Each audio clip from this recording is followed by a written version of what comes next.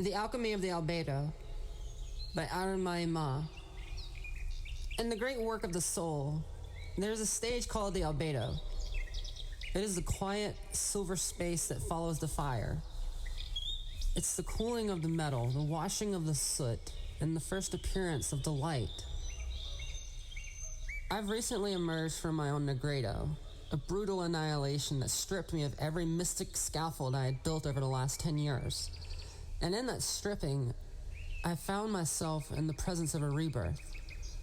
Not just of my own, but the rebirth of the goddess I serve.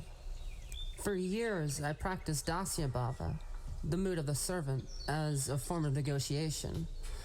I cleaned the altar, lit the candles, and monitored my movements, hoping to earn a sense of belonging in a world that felt foreign. But these past few weeks broke the negotiator. The first mark on my arm was the last message of that servant. Now, Dāsya has changed. It's no longer about doing for an external deity. It's about sacred choreography of tending to my own vessel. To serve the divine is now to serve the queen who sits on this throne. Alignment is no longer an effort. It is my nature. Then came the second mark. This was the primal scream that required Jñāna Yoga, the yoga of direct knowledge. In the depths of that crisis, the intellect fell away, and only the witness remained.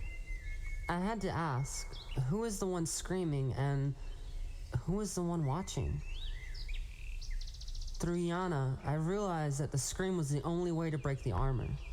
The knowledge I gained wasn't a fact.